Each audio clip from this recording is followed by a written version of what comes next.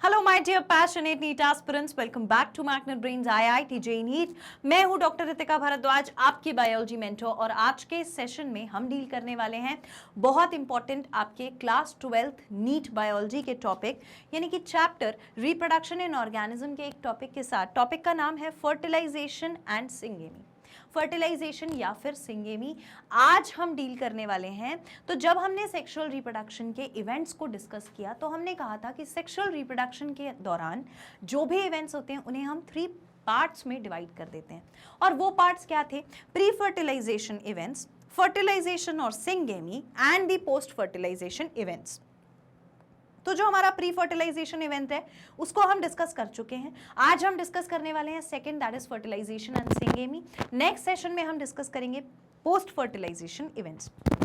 I hope this is clear to each and every student. ये सारी चीजें आप देख रहे हैं Magnet Brains IIT JEE NEET के चैनल पर, जहां आपको कुछ चैप्टर्स पढ़ने के बाद, कुछ चैप्टर्स के वीडियोस देखने के बाद भी कोई पेड सब्सक्रिप्शन नहीं लेना पड़ता है, कोई फीस पे नहीं करनी पड़ती है। आप क्वालिटी कंटेंट और बेस्ट टीचर्स के साथ अपने चुनिंदा एग्जाम की प्रिपरेशन कर सकते हैं, चाहे वो नीट हो, आईआईटी जेईई हो, हर चीज के लिए कोर्स जो है वो completely free of cost available है। And when I say that I should introduce you with the course module, तो मैं आपको बताती हूँ हमारा नीट का कोर्स मॉड्यूल क्या है। तो देखिए, आज के सेशन को स्टार्ट करने से पहले नीट कोर्स मॉड्यूल को जानते हैं, विच इंक्लूड्स सबसे पहले नंबर पे टॉपिक वाइज एक्सप्लेनेशन वीडियोस, यानी कि हर एक चैप्टर के हर एक पर्टिकुलर टॉपिक के लिए आपको मिलता है एक्सप्लेनेशन सेशन। एक्सप्लेनेशन सेशन जहां पर डिटेल्ड में हर एक टॉपिक को हम डिस्कस करते हैं, फॉलोड बाय उसी सेशन के डिस्क्रिप्शन बॉक्स में आपको एक लिंक मिलती है to download the DPP. What is DPP? It is the daily practice problem PDF. जहां पर आप इस लिंक को क्लिक करिए, डीपीपी डाउनलोड करिए, तो आपको एक पीडीएफ मिलेगा जिसके अंदर क्वेश्चनेयर होंगे, यानी कि क्वेश्चंस होंगे उस टॉपिक से रिलेटेड। तो जब आप चैप्टर को पढ़ लेते हैं, अंडरस्टैंडिंग बिल्डअप कर लेते हैं, तो फिर आपको डेफिनेटली क्वेश्चन सॉल्व करने चाहिए। क्वेश्चंस भी आपको मिलते हैं कंप्लीटली फ्री ऑफ कॉस्ट।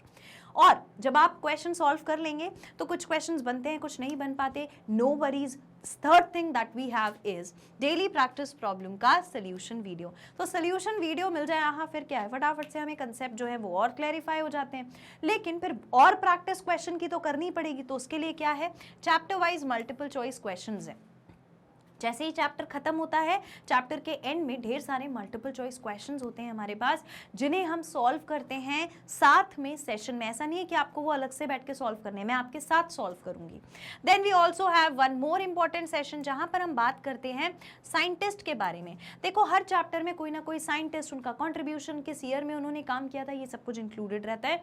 तो मैं इस सेशन के लिए आपको, मतलब इसके लिए मैं आपको अलग से एक सेशन प्रोवाइड करती हूँ, जहाँ साइंटिस्ट, उनकी डिटेल्स, उन्होंने क्या काम किया है, यानी कि डिस्क्रिप्शन एंड द ईयर, इस पूरे की आपको लिस्ट मिल जाती है हर एक चैप्टर के लिए, वो भी अलग से।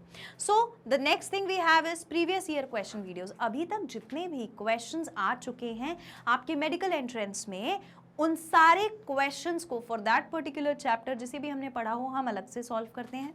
We also have doubt solving session, जहां आप मुझे अपने ढेर सारे डाउट्स भेजते हो, मैं आपको उसका सोल्यूशन देती हूँ, फिर हम मिलकर के इसे डिस्कस करते हैं। So we have doubt solving session and the weekly test paper, जो कि आप बहुत जल्दी सॉल्व करने वाले हैं।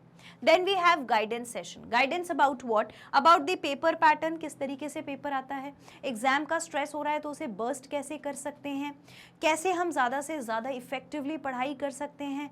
नीट के एग्जाम में सारी जानकारी, चाहे वो ऑल अबाउट नीट हो, टॉप 10 मेडिकल कॉलेजेस हो, बायो के नोट्स कैसे बनाना है, या 360 मार्क्स कैसे गेन करना है, बेस्ट टाइम टेबल क्या हो सकता है, मिथ्स को कैसे बर्स्ट करना है।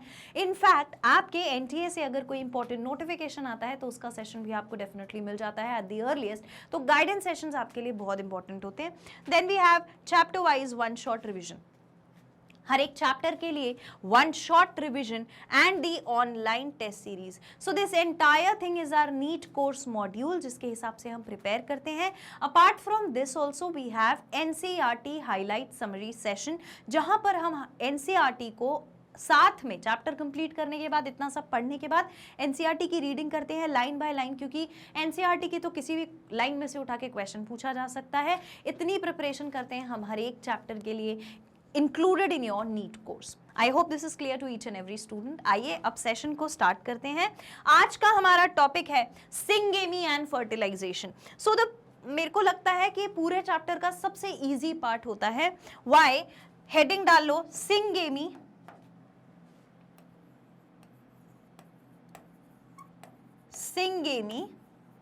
और फर्टिलाइजेशन। ठीक है, तो हमारे पास आज का टॉपिक है सिंगेमी और फर्टिलाइजेशन। क्या मतलब होता है सिंगेमी का और क्या मतलब होता है फर्टिलाइजेशन का? It is in simple terms, सबसे सिंपल टर्म्स में it is the fusion of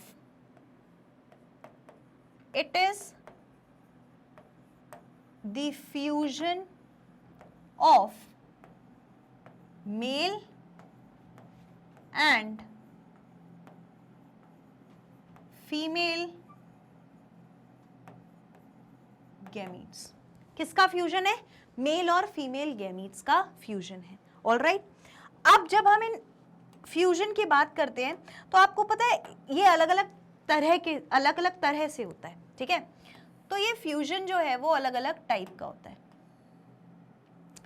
ठीक है, फर्स्ट टाइप जो है वो किसके बेसिस पर है? अच्छा, फ्यूजन और सिंगेमी, तो ये तो समझ में आ गया ना कि मेल और फीमेल गैमीट को फ्यूज होना है। अब वो हर ऑर्गेनिज्म में फ्यूज होगा, कैसे फ्यूज होगा, कहाँ फ्यूज होगा, किस टाइप का मेल और फीमेल गैमीट होगा, ये बात की बातें। But only the fusion of male and female gamete is called fertilization, which is the most important criteria, जो सबसे ज्यादा इंपॉर्टेंट होता है, जहां पर मेल गैमीट्स अक्सर प्लॉइडी, अगर मेल गैमीट बोल रही हूं, अगर गैमीट्स की किसी भी गैमीट की अगर आप प्लॉइडी देखो तो वो कैसे होते हैं? हैप्लॉइड, ताकि आगे जाकर वो एक डिप्लॉइड बॉडी का फॉर्मेशन करें। और जब ये डिप्लॉइड बॉडी बन जाएगी ये वापस से गैमीट्स बनाएगी जो हैप्लॉइड होंगे। फिर दो हैप्लॉइड गैमीट्स मिलेंगे, डिप्लॉइड बॉडी ने गैमीट बनाया, एक और डिप्लॉइड बॉडी ने गैमीट बनाया, दोनों का फर्टिलाइजेशन हुआ। अब देखो डिप्लॉइड बॉडी गैमीट बनाएगी तो हैप्लॉइड गैमीट बनेंगे, फिर से डिप्लॉइड, तो डिप्लॉइड हैप्लॉइड चलता रहता है।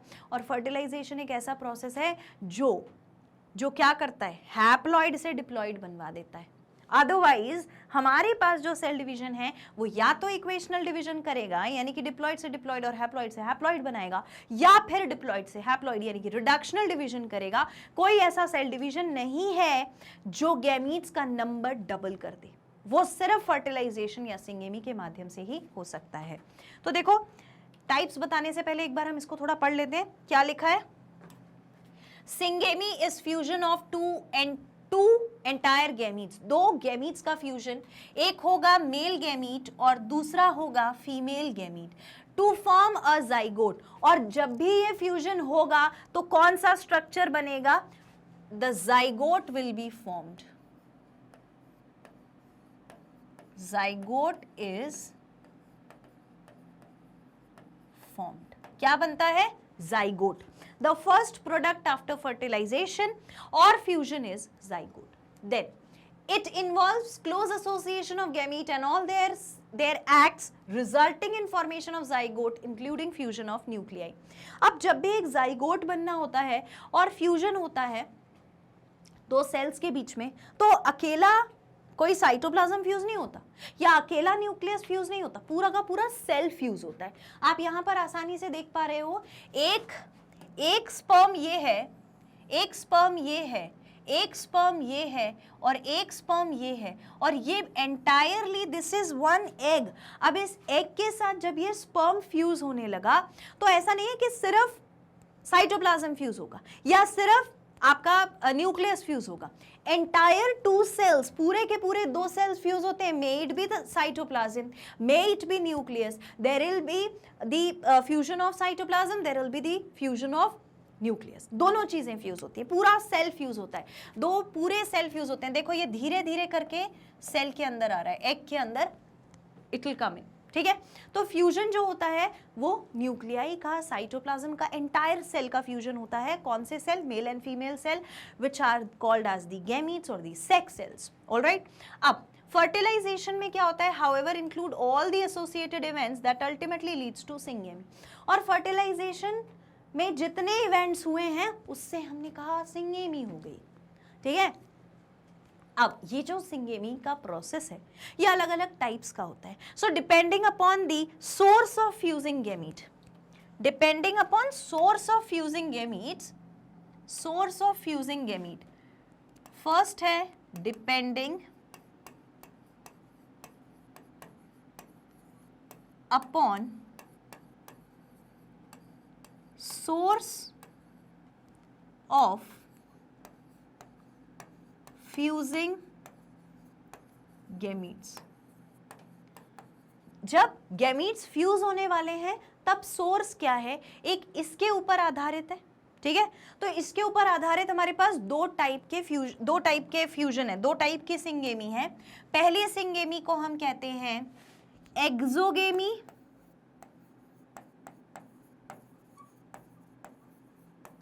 और दूसरी सिंगेमी आप समझ ही गए होंगे, it is the endogamy, it is the endogamy. So we have exogamy and endogamy, ठीक है। अब मैं बताऊंगी एक्सोगेमी और एंडोगेमी क्या होता है। देखो, with regards to the source of fusing gamete, syngamy can be divided into two types, दो टाइप्स हैं, एक है एंडोगेमी, दूसरा है एक्सोगेमी। इंडिविजुअली एक एक करके हम इसे पढ़ेंगे, लेकिन इससे पहले मैं आपको बता देती हूँ कि जितना इंपॉर्टेंट आपके लिए ये एक्सोगेमी और एंडोगेमी है, उतना ही इंपॉर्टेंट आपके पास क्या है, एक और टाइप ऑफ सिंगेमी या एक और टाइप ऑफ फ्यूजन, जहां पर देखा जाता है स्ट्रक्चर ऑफ फ्यूजिंग गैमीट। क्या देखा जाता है, स्ट्रक्चर ऑफ फ्यूजिंग गैमीट। तो जैसे यहां पर depending upon source of fusing gamete था, उसी तरीके से यहां पर होता है डिपेंडिंग अपॉन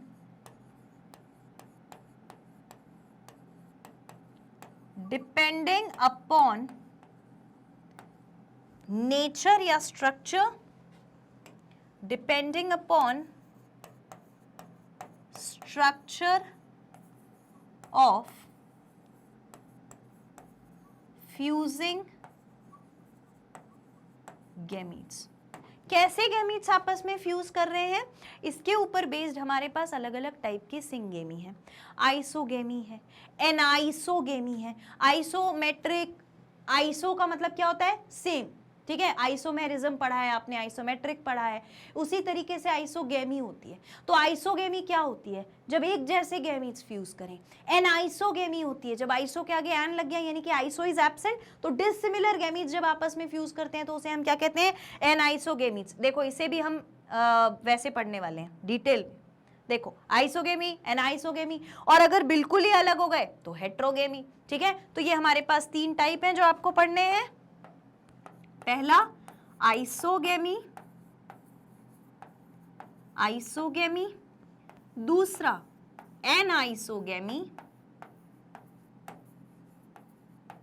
एनाइसोगेमी, और तीसरा है हेटेरोगेमी।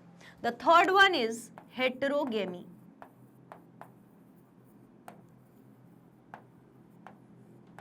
ठीक है।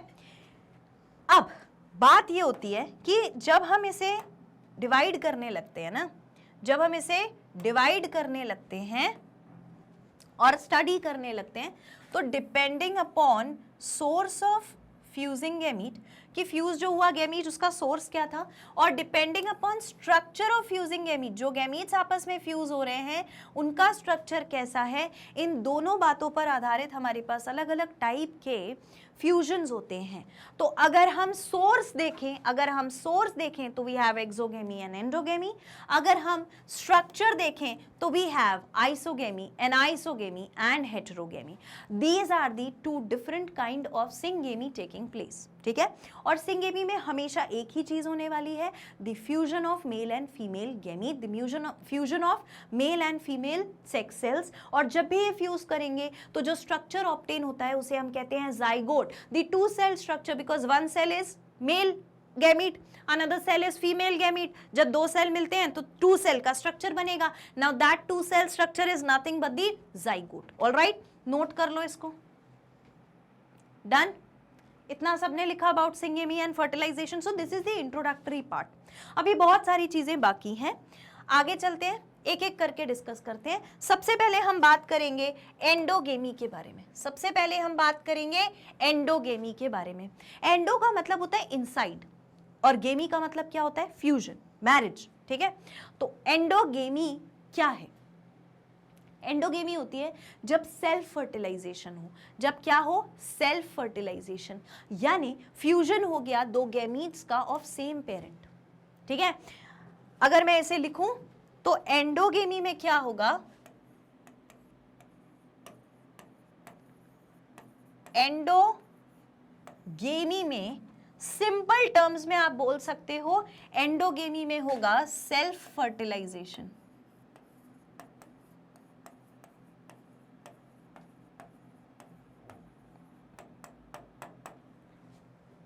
सेल्फ फर्टिलाइजेशन हो गया अपने आप में।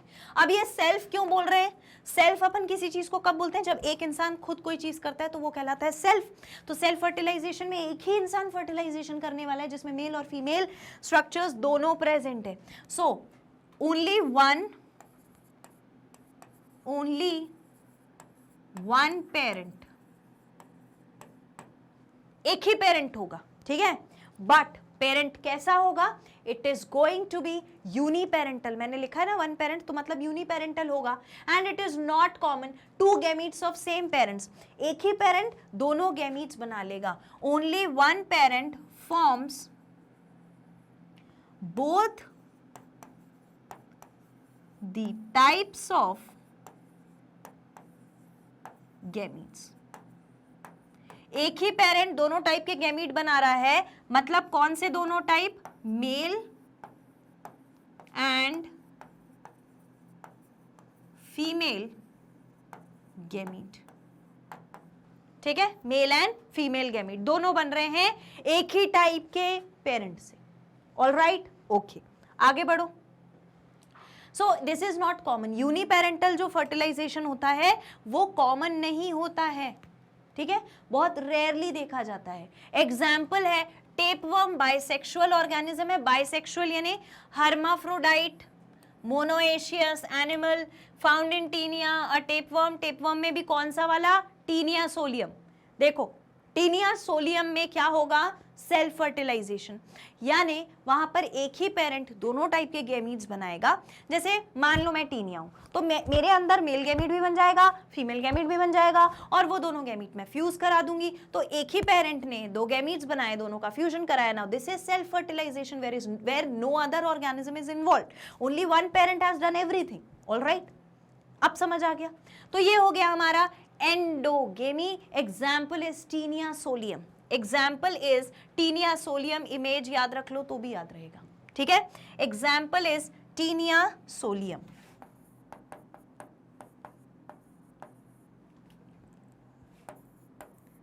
टीनिया सोलियम क्या है, एग्जाम्पल टीनिया सोलियम। ये तो हो गया एंडोगेमी। अब चलो एक्सोगेमी की बात करते हैं। एक्सोगेमी, ठीक है, गिव दी हेडिंग एक्सोगेमी।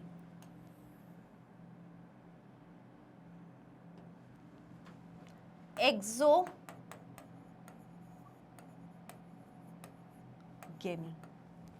ठीक है। एंडोगेमी में सेल्फ फर्टिलाइजेशन हुआ था, जाहिर सी बात है, यहां पे कौन सा फर्टिलाइजेशन होगा, समझ ही गए होगे, अभी तक कमेंट में लिखकर बता भी दिया होगा। यहां पर क्या होगा, क्रॉस फर्टिलाइजेशन। यहां पे क्या होगा, क्रॉस फर्टिलाइजेशन, ठीक है। अब यहां पे यूनिपेरेंटल था, only one parent forms two gamete, यहां पे बाय पेरेंटल होगा, बाय पेरेंटल, यानी दो अलग अलग इंडिविजुअल दो अलग अलग गैमीट्स बनाएंगे, ठीक है। Two separate individuals, two separate individuals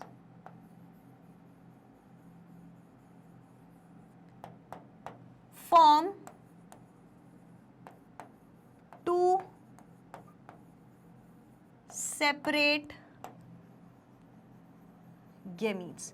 दो अलग अलग इंडिविजुअल हैं और दोनों इंडिविजुअल क्या कर रहे हैं, अलग अलग गैमीट बना रहे हैं। एक मेल बनाएगा, एक फीमेल गैमीट बनाएगा। अब जब उनका फ्यूजन होगा तो हम बोलेंगे कि एक्सोगेमी हो रही है। देखो एक्सोगेमी इन्वॉल्व्स, क्या लिखा है, क्रॉस फर्टिलाइजेशन, यानी फ्यूजन ऑफ टू गेमीट्स, दो गेमीट्स फ्यूज हो रहे हैं और डिफरेंट पेरेंट से हो रहे हैं, इसीलिए हम इसे कहते हैं ये बाय पेरेंटल है। ये मैंने बता दिया, सबसे ज्यादा कॉमन है, कहाँ मिलेगा, हर एक ऑर्गेनिज्म, हर एक एनिमल में ज्यादा कॉमन है, तो हर एनिमल में ज्यादातर यही मिलेगा, चाहे वो फ्रॉग हो, रैबिट हो, ह्यूमंस हो, ठीक है। So it is going to be biparental, ये सबसे इंपॉर्टेंट। और एग्जाम्पल क्या है, फ्रॉग, रैबिट, ठीक है, frog, rabbit and man all perform exogamy, ठीक है। And this is the most common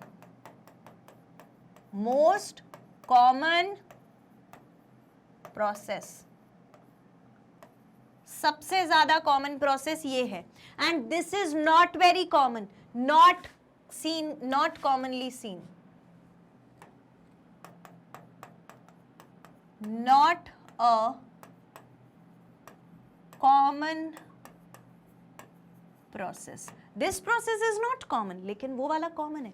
यानी सबसे कम जो मिलेगा वो एंडोगेमी, सबसे ज्यादा जो देखने को मिलेगा, सबसे ज्यादा पॉपुलेशन, ज्यादातर एनिमल्स में जो प्रोसेस होगा वो होगा exogamy. Note it down, note कर लीजिए, डन, ऑल राइट। एंडोगेमी और एक्सोगेमी में आई होप किसी को भी कोई भी कंफ्यूजन नहीं होगा, ठीक है। यहां तक हमने पढ़ लिया, आगे बढ़ते हैं। क्रॉस फर्टिलाइजेशन जब भी होता है, क्रॉस फर्टिलाइजेशन जब भी होता है तो ज्यादातर also occurs in hermaphrodite animal. Cross, अब आप पता है क्या होता है, कभी कभी ना स्टूडेंट्स कंफ्यूज हो जाते हैं, उन्हें लगता है हर्माफ्रोडाइट एनिमल तो वो एनिमल है जिसमें मेल और फीमेल गैमीट दोनों बन रहे हैं, और मैडम ने कहा था एक ऑर्गेनिज्म जो दोनों गैमीट्स बना रहा है उसके अंदर एक्सोगेमी होगी, उसके सॉरी एंडोगेमी होगी, यानी कि एक ही पेरेंट में फर्टिलाइजेशन हो जाएगा, राइट। तो फिर हर्माफ्रोडाइट वाला क्रॉस फर्टिलाइजेशन में कैसे गया, इस बात को ध्यान रखना। अब डिफरेंस समझो, आंख नाक कान सब खोल लो, सबको नजरअंदाज करके सिर्फ मेरी बात सुनो। अगर ये एक स्टेटमेंट समझ में आ गया तो आपको पूरा का पूरा ये फर्टिलाइजेशन का प्रोसेस क्लियर हो जाएगा। मैंने ये जरूर कहा कि जब भी एंडोगेमी होगी तो सेल्फ फर्टिलाइजेशन होगा, एक ही ऑर्गेनिज्म में मेल गैमीट भी बन गया, फीमेल गैमीट भी बन गया, वो दोनों फ्यूज कर गए तो कौन सा हो जाएगा, एंडोगेमी, ठीक है, हो गया। लेकिन मैं तब भी ये कहती हूं कि जब एक हर्माफ्रोडाइट ऑर्गेनिज्म, मेल और फीमेल गैमीट बनाने वाला ऑर्गेनिज्म, एक हर्माफ्रोडाइट एनिमल क्या कर सकता है, क्रॉस फर्टिलाइजेशन। मैम वो कैसे, क्योंकि मेरे पास अर्थवर्म है, अर्थवर्म है हर्माफ्रोडाइट, मान लिया। अब जब ये हर्माफ्रोडाइट है तो इसमें मेल और फीमेल गैमीट दोनों प्रेजेंट है, मान लिया, लेकिन फिर भी ये क्रॉस फर्टिलाइजेशन करते हैं, इसको दूसरे पार्टनर की जरूरत है अगर इसे फर्टिलाइजेशन करना है। क्यों जरूरत है, क्योंकि हर एक अर्थवर्म में मेल गैमीट अलग टाइम पर, अलग समय पर मैच्योर होते हैं, फीमेल गैमीट और अलग समय पर मैच्योर होते हैं। और किसी ऑर्गेनिज्म 50% पॉपुलेशन में मेल गैमीट पहले मैच्योर हो गया, 50% अर्थवर्म की पॉपुलेशन में फीमेल गैमीट पहले मैच्योर हो गया, तो जब ये दोनों के पास एक एक ही गैमीट मैच्योर है तो दोनों को क्रॉस फर्टिलाइजेशन करना पड़ेगा, यानी कि एक्सोगेमी करनी पड़ेगी। वहां वो यूनिपेरेंटल एंडोगेमी नहीं कर सकते क्योंकि उनके मैच्योरिटी का समय अलग अलग है, अलग अलग समय पर मेल और फीमेल गैमीट्स मैच्योर होते हैं, इसीलिए वो क्रॉस फर्टिलाइजेशन यानी कि एक्सोगेमी करते हैं। अंडरस्टूड, क्लियर, बात समझ गए। मैंने क्या बोला, मैंने ये कहा एक इंडिविजुअल है जो कैसा है, एक इंडिविजुअल है जिसमें मेल और फीमेल गैमीट दोनों प्रेजेंट है। एक एनिमल है, इसके अंदर मेल गैमीट भी है और फीमेल गैमीट भी है, ठीक है, क्या प्रेजेंट है, मेल गैमीट भी है और फीमेल गैमीट भी है। तो ये क्या कर सकता है, सेल्फ फर्टिलाइजेशन। वहीं पे कुछ ऑर्गेनिज्म, कुछ एनिमल्स ऐसे हैं जिनके पास, जो कि क्या है, हर्माफ्रोडाइट,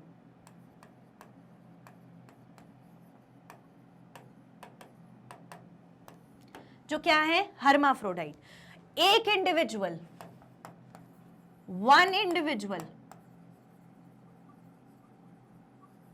एक ही इंडिविजुअल में मेल गैमीट भी है और फीमेल गैमीट भी है, येट दे परफॉर्म, फिर भी ये क्या करने वाले हैं, cross fertilization, sorry, yet they perform cross fertilization. ऐसा क्यों हो रहा है? एक इंडिविजुअल में दोनों गैमीट प्रेजेंट है, सेल्फ फर्टिलाइजेशन कर रहा है, दूसरा वाला क्रॉस फर्टिलाइजेशन क्यों कर रहा है? ऐसा इसीलिए क्योंकि इसकी मेल गैमीट का मैच्योरिटी का पीरियड अलग है और फीमेल गैमीट का मैच्योरिटी का पीरियड अलग है। तो अगर दोनों अलग अलग समय पर मैच्योर होंगे तो फिर इसे क्या करना पड़ेगा, क्रॉस फर्टिलाइजेशन, एक दूसरे ऑर्गेनिज्म की जरूरत पड़ेगी। जब एक ऑर्गेनिज्म के मेल गैमीट मैच्योर होंगे तब सिमिलर टाइम पे दूसरे गैमीट के दूसरे एनिमल के फीमेल गैमीट मैच्योर होंगे, तब जाके दोनों फर्टिलाइजेशन कर पाएंगे। ऐसा इसीलिए हो रहा है, ये क्यों कर रहा है cross fertilization, due to the different time, sorry 1 second ना, ऐसा ये क्यों कर रहा है, बिकॉज दोनों में मैच्योरिटी अलग अलग समय पर आएगी। Male and female gamete, male and female gamete mature at different time. Male और फीमेल गैमीट अलग अलग टाइम पे मैच्योर हो रहे हैं, ऐसा इसीलिए हुआ। अभी दोनों लेवल समझ में आ गए, दोनों बातें अलग से समझ में आ गई हैं सबको। इस पर्टिकुलर पॉइंट में यहां पर क्या इंपॉर्टेंट है आपके लिए, ये वाला पॉइंट इंपॉर्टेंट है, ठीक है? ये सबकी नोट्स कॉपी में होना चाहिए, ये वाला, ठीक? ऑल राइट, ये सबके पास होना चाहिए, दैट इज वेरी इंपॉर्टेंट। यही हमारा फंडा है जिसकी वजह से हर्माफ्रोडाइट्स क्रॉस फर्टिलाइजेशन कर रहे हैं। ऑल राइट, उसे लिखो पहले, ठीक है? मैं 2 मिनट साइड दे रही हूं, लिखो, लिख लिया, ठीक है? अब क्रॉस फर्टिलाइजेशन यहां पे समझ में आ गया, आगे बढ़े, ये दोनों बातें मैंने आपको समझा दी हैं। Next, cross fertilization occur in many hermaphrodite animal, जैसे कि अर्थवर्म। क्यों ऐसा हुआ, रीजन फॉर क्रॉस फर्टिलाइजेशन क्या है, सच एनिमल्स में there may be male and female reproductive organ mature at different time. Male और फीमेल जो गैमीट्स हैं, जो रिप्रोडक्टिव ऑर्गन्स हैं, वो अलग अलग समय पर मैच्योर हुए, तो इसीलिए दोनों का समय अलग है। All right, next, syngamy is also of 2 kinds. अब सिंगेमी जो है वो और 2 तरह की है, बेस्ड ऑन स्ट्रक्चर, ये मैं आपको बता चुकी कैसी कैसी होती है। It is isogamy, anisogamy and heterogamy, ये मैं आपको ऑलरेडी बता चुकी हूँ। लेकिन आपको याद ये रखना है, देखो इसमें क्या होगा ना, आपको आइसो, एनाइसो और हेटेरो याद रहेगा, मुझे पता है, मैं पढ़ चुकी हूँ ना, ठीक है?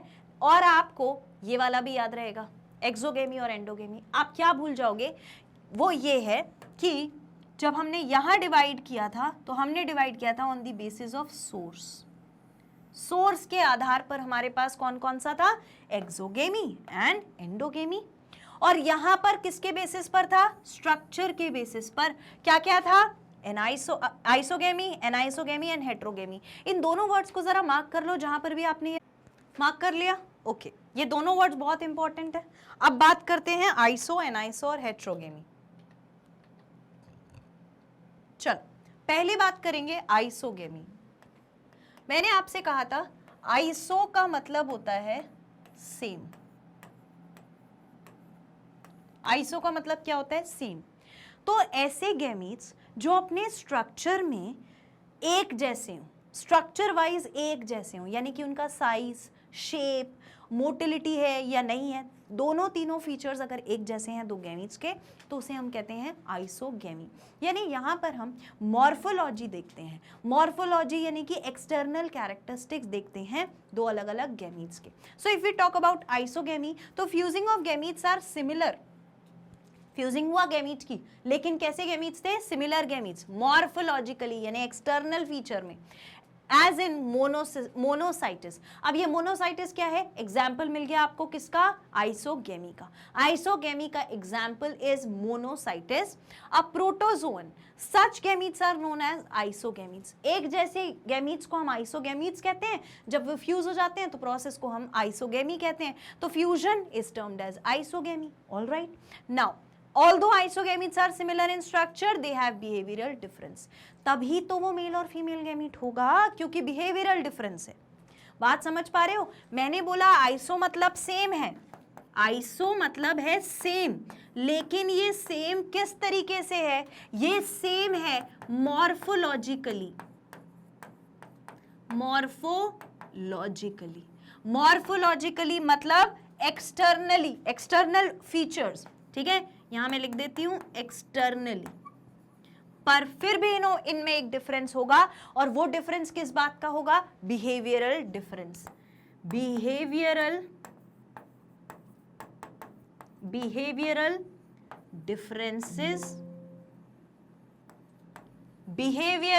डिफरेंसेस आर प्रेजेंट, ठीक है, आर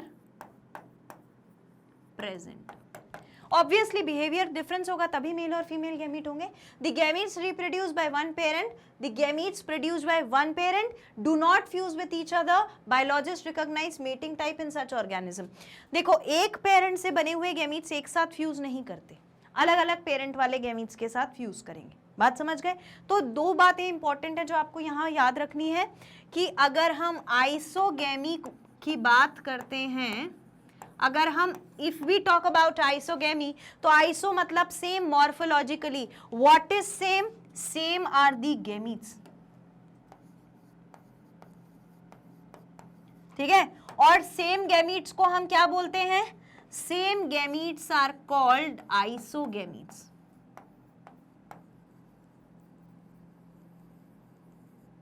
एक जैसे गैमीट्स को हम क्या बोलते हैं? आइसोगेमीट्स, और इनका फ्यूजन कहलाता है आइसोगेमी। और कैसे हैं ये? एक्सटर्नली एक जैसे हैं, यानी कि स्ट्रक्चर एक्सटर्नली एक जैसा है शेप और साइज में, लेकिन बिहेवियरल डिफरेंसेस होंगे। मेल और फीमेल गैमीट अलग अलग है तो बिहेवियरल डिफरेंस है। ऑल राइट, नोट कर लो, दिस इज अबाउट आइसोगेमी। बस इतने इक्वेशन से आपको पूरा आइसोगेमी समझ में आ जाता है, ठीक है, नोट करिए। डन? ओके, नेक्स्ट मूव करते हैं। एनाइसोगेमी या हेटेरोगेमी भी एक ही चीज है, ठीक है, एनाइसोगेमी या हेटेरोगेमी भी एक ही चीज है, दोनों एक ही हैं। Fusion of gametes which are dissimilar, different in form, size and structure and behaviour as in frog and humans. इन गैमीट्स को हम कहते हैं एनाइसोगेमीट्स या हेटेरोगेमीट्स। फ्यूजन से बनता है एनाइसोगेमी या हेटेरोगेमी, और दोनों वेल अडेप्टेड होते हैं रिप्रोडक्शन के लिए। यानी यहाँ पर अगर मैं हेटेरोगेमी यहाँ पे लिख देती हूँ, अगर हम हेटेरोगेमी की बात करें या फिर हम एनाइसोगेमी की बात करें, तो यहां पर जो गैमीट्स होंगे, यहां पर जो गैमीट्स होंगे वो कैसे होंगे? डिफरेंट होंगे, ठीक है, तो मॉर्फोलॉजिकली भी डिफरेंट होंगे और बिहेवियर भी डिफरेंट होगा दोनों गैमीट्स का। Morphological fusion between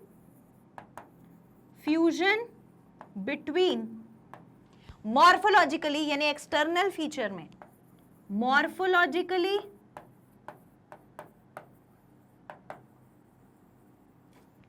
different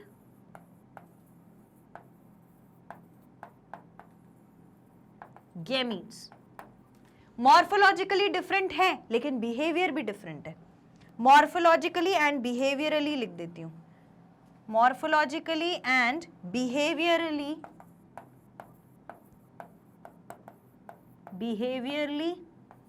different gametes. बस ये एक लाइन तो याद रख सकते हो ना, इसमें तो किसी को कोई प्रॉब्लम नहीं होगी। यहाँ पे एक्सटर्नल भी दिखते भी अलग अलग हैं तो उनको बोलेंगे हेटेरोगेमीट्स या एनाइसोगेमीट्स, और उनका बिहेवियरल भी अलग है। अगर बिहेवियर भी अलग है, दिखते भी अलग हैं, तो उनकी जो फ्यूजन होगी वो कहलाएगी हेटेरोगेमी या फिर एनाइसोगेमी, ठीक है। अब बात आती है, यहां पर आपने आइसो और एनाइसोगेमीट्स तो समझ लिया, आइसोगेमी एनाइसोगेमी समझ ली। अगर कोई पूछ ले कि एनाइसोगेमी और हेट्रोगेमी क्या है तो वो दोनों एक ही चीजें हैं, इसीलिए यहां पर अपने नोट्स में यहां पर और लिख के मेंशन कर लेना, ठीक है। इन दोनों के बीच में यहां पर और लिख लेना, और, ठीक है, एनाइसोगेमी है या हेट्रोगेमी, ठीक है। तो अभी इतनी बात सबको समझ में आ गई कि कौन सा वाला क्या होता है, ठीक है, एनाइसोगेमी और आइसोगेमी। अब बात आती है पार्थेनोजेनेसिस की, अब बात आती है पार्थिनोजेनेसिस, पार्थिनोजेनेसिस, ठीक है। ये जो पार्थिनोजेनेसिस का प्रोसेस होता है, इसमें होता क्या है, ये एक मॉडिफिकेशन है सेक्सुअल रिप्रोडक्शन का। क्या है, आप समझ लो वेरिएशन इन सेक्सुअल रिप्रोडक्शन है, कुछ एक अलग बात है, ठीक है सेक्सुअल रिप्रोडक्शन ही, गैमीट से इन्वॉल्व होंगे, लेकिन कुछ एक डिफरेंट बात है, और वो क्या है, देखो, it is modification of sexual reproduction in which egg develops into a complete offspring without fertilization and it is monoparental। एक एग है, ठीक है, मेल गैमीट कोई इन्वॉल्व नहीं हुआ, एक अकेला क्या है, एग, और वो भी कैसा है, it is going to be without fertilization, यानी कि अनफर्टिलाइज्ड एग से ऑर्गेनिज्म बन गया। बात समझे, अनफर्टिलाइज्ड एग से ऑर्गेनिज्म बन गया।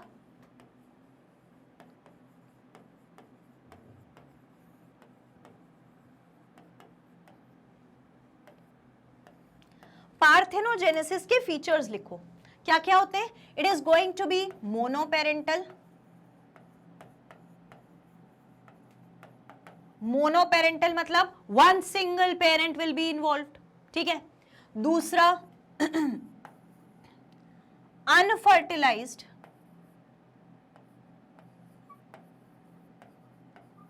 अनफर्टिलाइज्ड एग, अनफर्टिलाइज्ड एग है, produces, unfertilized egg produces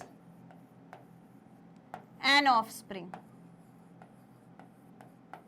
unfertilized egg से ऑफस्प्रिंग प्रोड्यूस हो गया, ठीक है, तो उसे हम क्या बोलेंगे, पार्थिनोजेनेसिस। कई सारे ऑर्गेनिजम्स में पार्थिनोजेनेसिस देखा जाता है, हनी बी में पार्थिनोजेनेसिस हो रहा था, लिजर्ड है एक जिसमें पार्थिनोजेनेसिस होता है। तो मोनोपेरेंटल अनफर्टिलाइज्ड एग से जब एक इंडिविजुअल बन जाए तो उसे हम कहते हैं क्या, parthenogenesis. Again it is a type of sexual reproduction. क्यों, क्योंकि गैमीट इन्वॉल्व्ड है। सेक्सुअल रिप्रोडक्शन में क्यों पढ़ रहे हैं, because gamete is involved and this is the gamete involved, this gamete is involved. एक गैमीट इसमें इन्वॉल्व्ड है। इतनी बात समझ में आ गई, इजी है। अब हमने ये पार्थिनोजेनेसिस को दो टाइप्स में डिवाइड किया है, मतलब मैंने तो नहीं किया ऑफ कोर्स, पर it has been divided into two types, ठीक है। पहला टाइप होता है नेचुरल और दूसरा टाइप होता है, ऑब्वियसली समझ ही गए होंगे, एक नेचुरल है तो दूसरा क्या हो जाएगा, आर्टिफिशियल। सो दूसरा है आर्टिफिशियल। नेचुरल जो अपने आप हुआ होगा, आर्टिफिशियल जो फैक्टर्स ने किसी ने कराया होगा। अब देखो क्या होता है बायोलॉजी में ना, बहुत सारे टर्म्स ऐसे होते हैं जो अपना मीनिंग खुद बता देते हैं, ठीक है।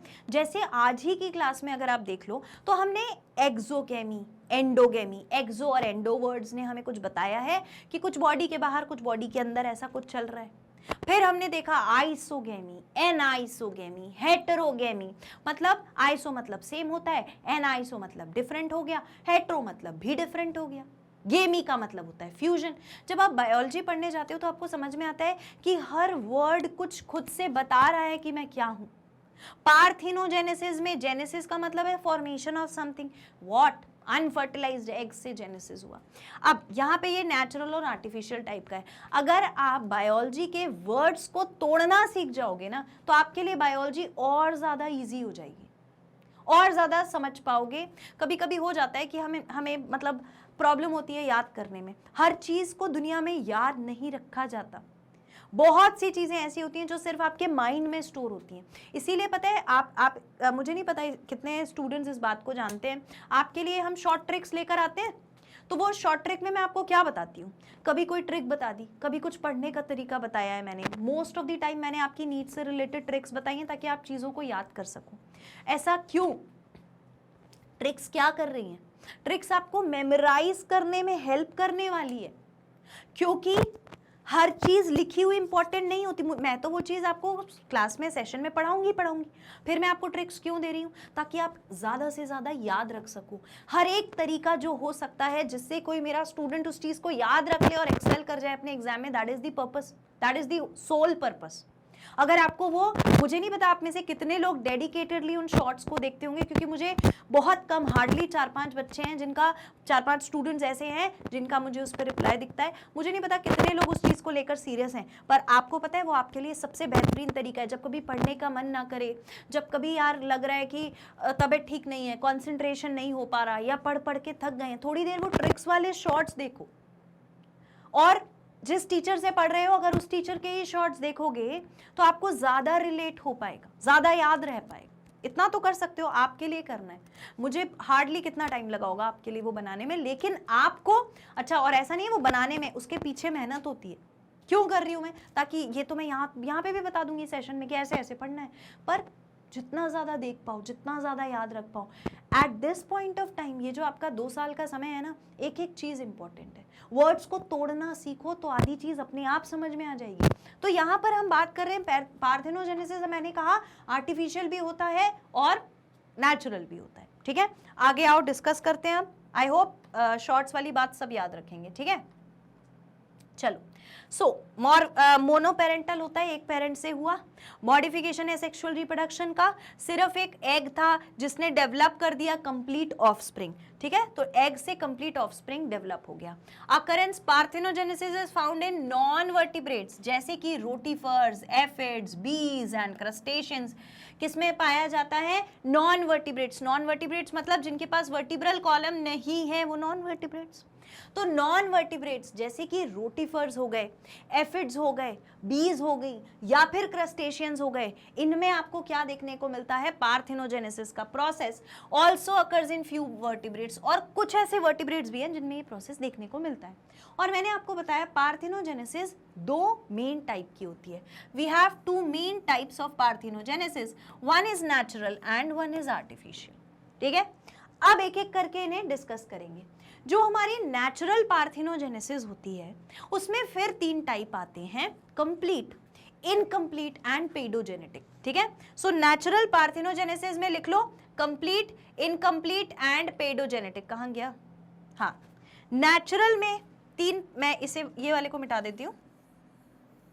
ठीक है, नेचुरल में वी हैव कंप्लीट, 3 टाइप्स हैं, कंप्लीट, इनकम्प्लीट और पेडोजेनेटिक।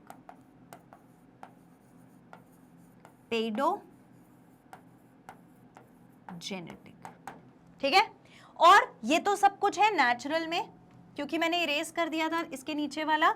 दूसरा है आर्टिफिशियल,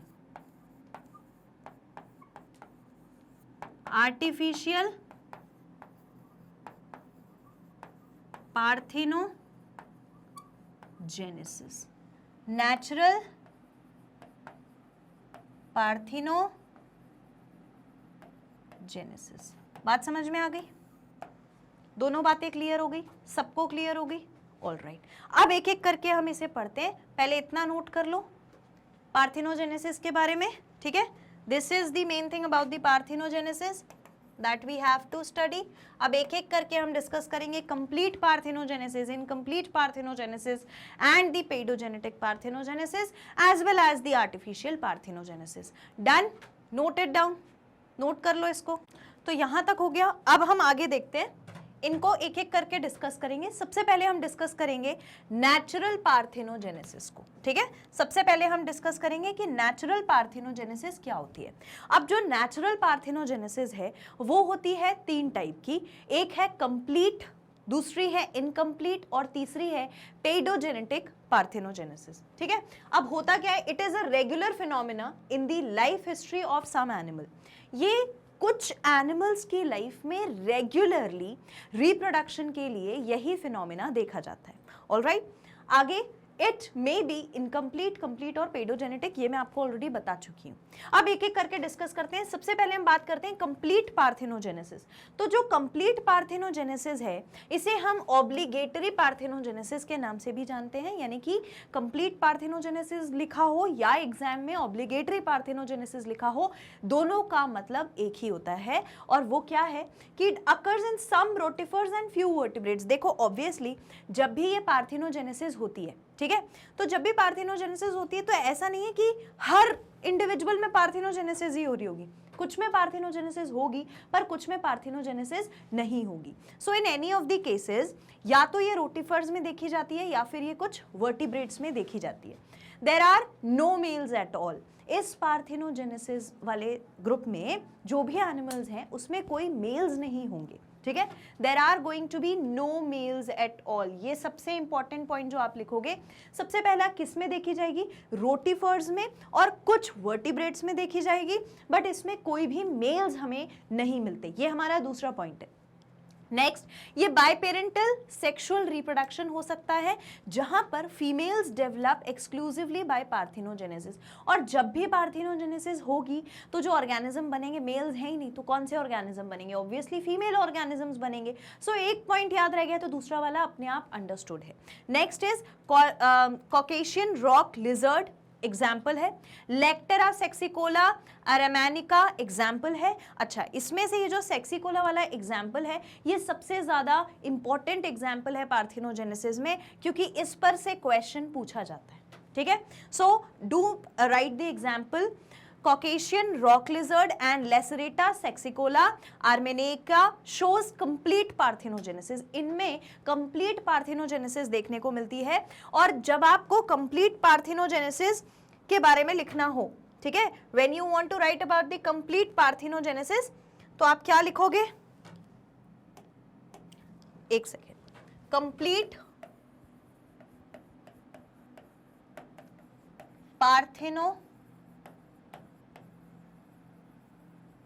जेनेसिस। कंप्लीट पार्थेनोजेनेसिस के फीचर्स क्या क्या होते हैं? फीचर्स में है देयर आर नो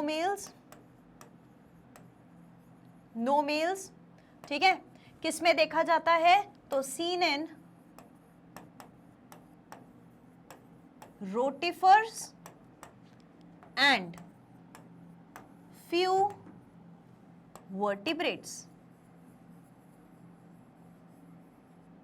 रोटिफर्स में और कुछ वर्टिब्रेट्स में देखने को मिलता है। एंड फीमेल्स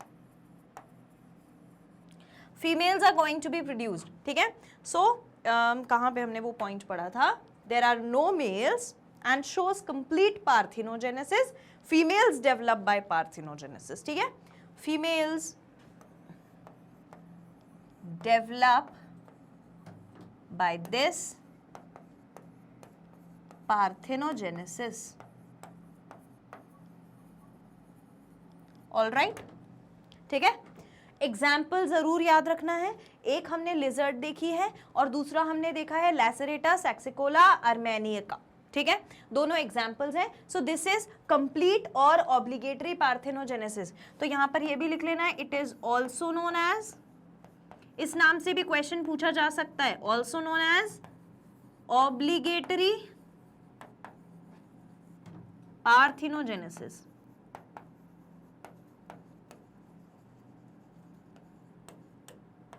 ऑल राइट, ये हो गया हमारा कंप्लीट पार्थेनोजेनेसिस। पहले इसको लिख लो, इतना नोट कर लो। Done, okay. नेक्स्ट अब हम बात करते हैं इनकम्प्लीट पार्थेनोजेनेसिस। इनकम्प्लीट पार्थेनोजेनेसिस वही पार्थेनोजेनेसिस है जो मैंने आपको रिप्रोडक्शन वाले पॉइंट में सबसे पहले दिन ही समझा दिया था, जब मैंने types of reproduction general features उसके आपको समझाए थे। तो इनकम्प्लीट पार्थेनोजेनेसिस में क्या होता है? Some animals have both sexual phase as well as parthenogenetic phase. कुछ एनिमल ऐसे होते हैं जिनमें सेक्सुअल फेज भी मिलता है, जहां पर वो नॉर्मल सेक्सुअल रिप्रोडक्शन करेंगे, गैमीट्स भी मिलेंगे और उसके बाद न्यू इंडिविजुअल बनेगा। और उन्हीं इंडिविजुअल में एक समय ऐसा देखा जाएगा जहां पर पार्थेनोजेनेटिक इंडिविजुअल्स यानी कि पार्थेनोजेनेटिक फेज भी इन्वॉल्व होगा, पार्थेनोजेनेटिक इंडिविजुअल भी मिलेंगे। हनी बी में यही होता था। हनी बी में क्या होता था? मैंने आपको हनी बी की पूरी कहानी सुनाई थी। हनी बी में ऐसा होता था कि एक क्वीन हनी बी होती थी, वर्कर हनी बीज होती थी और मेल हनी बी होते थे। अब जो वर्कर हनी बी है वो तो कैसी है, स्टेराइल, वो फर्टिलाइजेशन नहीं कर सकती, वो सेक्सुअल रिप्रोडक्शन में हिस्सा नहीं ले सकती। जो सेक्सुअल रिप्रोडक्शन में हिस्सा ले सकते हैं वो कौन है, they were are queen honey bee and the male honey bee. अब जब क्वीन हनी बी, कहानी की तरह इसको सुन लोगे तो हमेशा याद रहेगा, हनी बी की कॉलोनी में 3 तरीके के लोग होते थे। एक होती है क्वीन हनी बी, दूसरे होते हैं वर्कर हनी बी जो कि वापस से फीमेल है, क्योंकि हमेशा संघर्ष का काम फीमेल का ही होता है, ठीक है। Females are very hard working. मैं ये नहीं कहती कि मेल्स हार्ड वर्किंग नहीं होते, पर फीमेल शक्ति है वो मेल से ज़्यादा हार्ड वर्किंग होती है। आप देख लो, चाहे वो हाउसवाइफ हो, चाहे वो वर्किंग वुमेन हो, ऐसा मेरा मानना है कि हर फीमेल ज़्यादा हार्डवर्किंग होती है। तो यहाँ जो हमारी हनी बी की कॉलोनी थी, यहाँ पर भी फीमेल हनी बीज वर्कर कहलाती थी और मेल ड्रोन का खासा कुछ काम नहीं था। वो सिर्फ बाकी हर कॉलोनी के वो वाले जो लड़के होते हैं ना, कि लड़की देखी और पीछे चल भाई बैठ थोड़ी देर घूम के आते हैं कहाँ जा रही है, वो वाले ही बस हनी बी होते थे मेल। जैसे ही क्वीन हनी, अब फीमेल हनी बी जो काम करती हैं वो तो फर्टिलाइजेशन करती नहीं है, वो अपना काम ही कर रही हैं, खाना वाना जुटा रही हैं।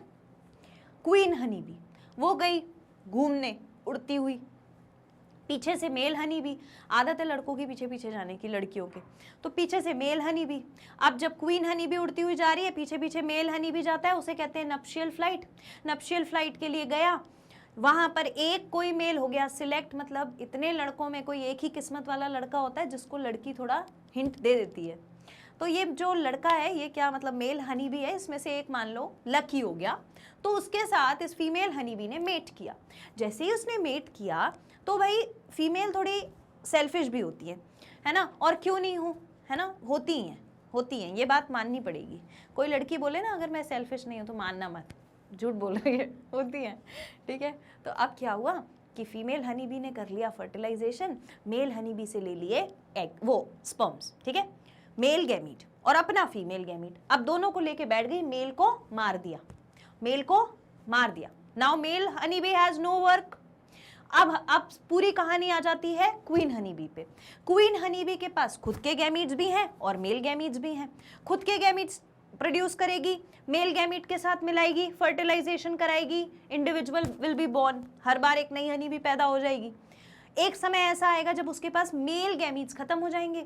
अब वो क्या करे, मेल गैमीट खत्म हो गए लेकिन फीमेल गैमीट तो प्रेजेंट है, तो फीमेल गैमीट से इंडिविजुअली बिना फर्टिलाइजेशन के अकेला फीमेल गैमीट बिना किसी फर्टिलाइजेशन के भी ऑर्गेनिजम्स प्रोड्यूस कर देता है। तो ये जब एक ऑर्गेनिज्म में फ्यूजन ऑफ गैमीट से भी ऑर्गेनिज्म बनता हो और बिना फ्यूजन ऑफ गैमीट के भी अनफर्टिलाइज्ड एग से ऑर्गेनिज्म बनता हो, दैट इज इनकम्प्लीट स्ट्रक्चर, ठीक है। तो इसको साइक्लिक पार्थेनोजेनेसिस भी कहते हैं। कुछ एनिमल्स में सेक्सुअल एंड पार्थेनोजेनेटिक इंडिविजुअल दोनों पाए जाते हैं और ये ऑल्टरनेट कर सकते हैं। In these female can produce unfertilised और फर्टिलाइज्ड एग। फीमेल क्या कर सकती हैं, फर्टिलाइज्ड एग भी प्रोड्यूस कर सकती हैं और अनफर्टिलाइज्ड एग भी प्रोड्यूस कर सकती हैं। मैंने आपको अभी बताया दोनों केस होंगे, depending upon environmental condition. Environmental condition कैसी है इस पर डिपेंड करेगा।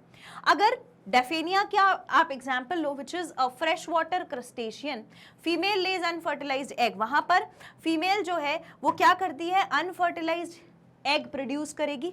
पार्थिनोजेनेटिकली अंडर फेवरेबल कंडीशन, जब कंडीशन उसके मतलब अनुरूप है, ठीक, उसके फेवर में है, तो अब क्या होगा, fertilized egg during time of environmental stress, ठीक है। और फर्टिलाइज्ड एग कब मिलेगा, जब एनवायरमेंटल स्ट्रेस हो। यानी अगर हम बात करें अपने क्रस्टेशियन की, यानी कि डैफ्निया की, तो डैफ्निया के अंदर दो सिचुएशंस देखने को मिलती हैं। एक है फेवरेबल कंडीशन, फेवरेबल कंडीशन के दौरान,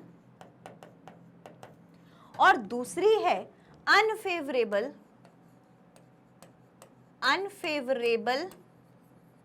कंडीशंस के दौरान। अगर फेवरेबल कंडीशन हुई तो क्या होगा, parthenogenetically develop fertilized egg during environmental stress. तो फर्टिलाइज्ड एग होगा अनफेवरेबल कंडीशन में। अनफेवरेबल कंडीशन में ये प्रोड्यूस करेगी फर्टिलाइज्ड एग, और जब कंडीशन अच्छी है, जब फेवरेबल कंडीशन होगा, उस समय unfertilized egg that develop parthenogenetically under favourable condition, unfertilized egg produce करेगी। कैसा प्रोड्यूस करेगी? Unfertilised egg. अनफर्टिलाइज्ड एग, इसे ऐसे भी याद रख सकते हो, फेवरेबल वाले में अनफर्टिलाइज्ड, अनफेवरेबल वाले में फर्टिलाइज्ड, ऐसे करके भी याद रख सकते हो। This is an example of Daphnia, जो कि फ्रेश वाटर में क्रस्टेशियन की तरह पाया जाता है।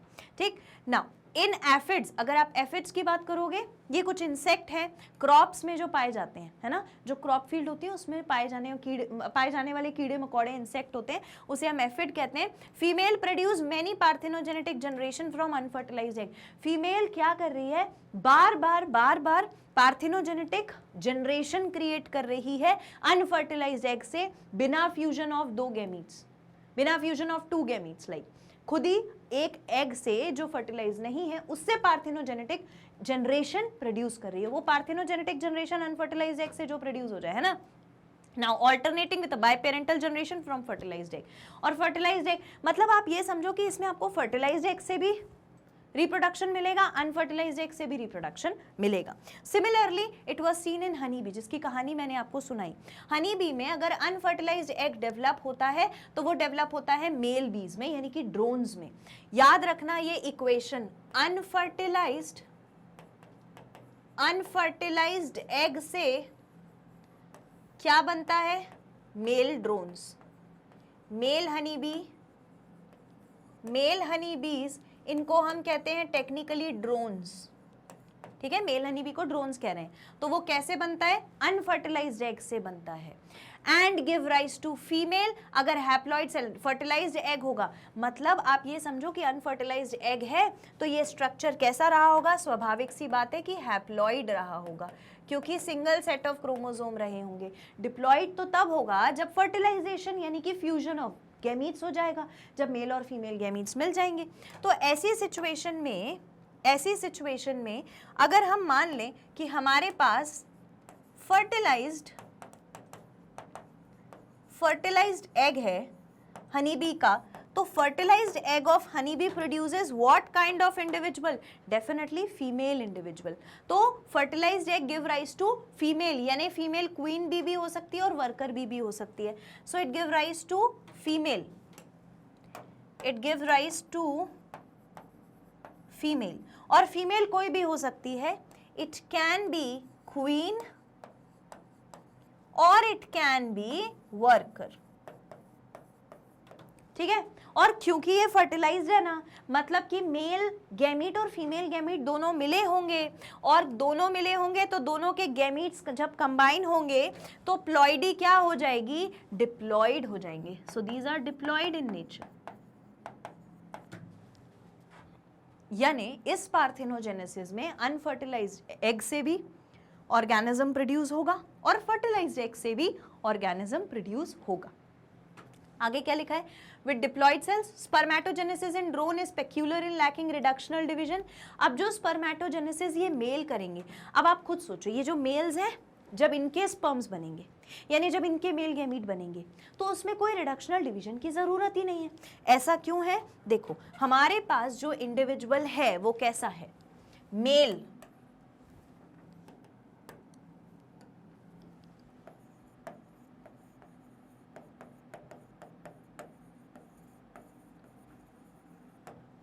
अनफर्टिलाइज्ड एग मतलब सीधा सिंपल एग जिसका कोई फ्यूजन नहीं हुआ, तो वो नेचर में कैसा है? वो नेचर में है हैप्लॉइड। इस हैप्लॉइड से जो प्रोड्यूस होगा अनफर्टिलाइज्ड एग से वो है male honey bee. Male honey bee को हम टेक्निकली कहते हैं ड्रोन्स। ठीक है, ये नेचर में कैसा है? ऑब्वियसली हैप्लॉइड से बना है तो हैप्लॉइड होगा, तो ये भी कैसा है? हैप्लॉइड। अब जब ये मेल हनी बी अपने गैमीट्स बनाएगा, जब मेल हनी बी अपने गैमीट्स बनाएगा तो गैमीट्स हमेशा कैसे होंगे? Again haploid. सही है? हैप्लॉइड स्ट्रक्चर से एक ऑर्गेनिज्म बना तो खुद भी हैप्लॉइड, अब वो अपने सेक्स सेल्स यानी कि गैमीट बनाएगा तो वो भी हैप्लॉइड। यानी यहां पर हम ये लिख सकते हैं कि there is no reductional division taking place, there is no reductional division taking place, कोई रिडक्शनल डिवीजन होगा नहीं, ठीक है। लेकिन on the contrary, let's assume that on the contrary, अगर मान लो कि ऐसा हो जाए, मान लो ऐसा हो जाए कि फर्टिलाइज्ड एग से कोई ऑर्गेनिज्म बन रहा है, फर्टिलाइज्ड एग है, फर्टिलाइज्ड एग है, मतलब कि वो नेचर में कैसा होगा, वो होगा डिप्लॉइड। डिप्लॉइड कैसे बना मैडम, एक मेल गैमीट से सेट ऑफ क्रोमोसोम आए, एक फीमेल गैमीट से सेट ऑफ क्रोमोसोम आए, two set of chromosome is going to be a diploid structure. तो इससे अब जो ऑर्गेनिज्म बनेंगे वो फीमेल्स ही बनेंगी, ठीक है। तो फीमेल में क्वीन भी हो सकती है और वर्कर भी हो सकते हैं, ठीक है। Now they are again going to be what kind of organism, they are going to be diploid organism, they are going to be diploid organism. देखो क्या लिखा है, in turkey about 40 males are produced by parthenogenesis, 60 males and females develop from fertilized egg. तो यहां पर अगर fertilised egg से कोई ऑर्गेनिज्म बनेगा तो वो भी कैसा बनेगा, डिप्लॉइड बनेगा। अब अगर इसे गैमीट बनाने हैं तो इसे रिडक्शनल डिवीजन करना होगा, क्योंकि गैमीट हमेशा हैप्लॉइड होता है। तो ये एक एक्सक्लूसिव फीचर है कि भाई एक्सक्लूसिव भी क्या है, देखो सीधा सिंपल प्रोसेस है कि अगर हैप्लॉइड स्ट्रक्चर है तो उससे हैप्लॉइड बनेगा। कोई ऐसा सेल डिवीजन नहीं है जो इसको क्या कर दे, एक का डबल कर दे। बिपाशा बासु थोड़ी है ये एक का डबल कर दे, तो ये नहीं मिलेगा, ठीक है। यहां पे क्या होगा, अगर डिप्लॉइड स्ट्रक्चर से कोई ऑर्गेनिज्म बनता है तो वो डिप्लॉइड होगा, लेकिन हमारे पास रिडक्शनल डिवीजन है तो जब वो गैमीट बनाएगा तो वो रिड्यूस कर देगा अपने नंबर ऑफ गैमीट्स। इतनी बात समझ में आ गई। तो ये तो मुझे सिर्फ आपको ये बताना था कि हैप्लॉइड डिप्लॉइड कैसा जाएगा। मेन हमारा एम क्या है, इसे समझना, जो बात यहाँ लिखी है इतना समझना। आपको ये पूरा इतना लिखने की जरूरत नहीं है, आप इतना और इतना पोर्शन लिख के भी रख सकते हो, लिख लो फटाफट से। Done, all right, very good. Next है पेडोजेनेटिक पार्थेनोजेनेसिस। क्या है, पेडोजेनेटिक पार्थेनोजेनेसिस। अब जितने स्टूडेंट्स ने मेरे प्रीवियस सेशंस को अटेंड किया है फॉर दिस चैप्टर, उन्हें इसमें कोई दिक्कत नहीं आएगी, ठीक है। वो इसे बहुत अच्छे से समझ गए होंगे क्योंकि मैंने आपको पेडोजेनेटिक पहले भी पढ़ाया है। सो पेडोजेनेटिक पार्थेनोजेनेसिस क्या होता है, कुछ इंसेक्ट्स ऐसे होते हैं जहां पे लार्वा जो होता है, उनका जो लार्वा होता है, they lay egg which develop parthenogenetically into new generation. यानी कि लार्वा जो था उसी ने प्रोड्यूस किया एग, लार्वा ने क्या कर दिया, एग प्रोड्यूस किया पार्थेनोजेनेटिकली, बिना किसी फर्टिलाइजेशन के। अगर कहीं वर्ड लिखा मिल जाए पार्थेनोजेनेटिकली, उसका मतलब होता है अनफर्टिलाइज्ड एग से, जिसका कोई फर्टिलाइजेशन ना हुआ हो। सो generation of larva, parthenogenesis in larva is called paedogenesis. तो लार्वा ने एग बनाया, और वो भी कैसे बनाया, लार्वा ने एग कैसे बनाया, लार्वा ने एग बनाया पार्थेनोजेनेटिकली, ठीक है, यानी विदाउट फर्टिलाइजेशन,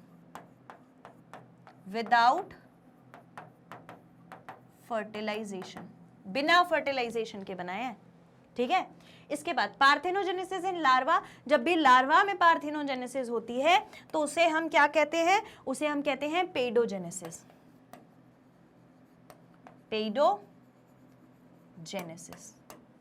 ठीक है। पेस यानी कि चाइल्ड, पेडो, पीडो, पेडो, जैसे पीडोडोंटिस्ट होते हैं बच्चों के दांतों के डॉक्टर, ठीक है, या पीडियाट्रिशियन होते हैं तो बच्चों के डॉक्टर होते हैं।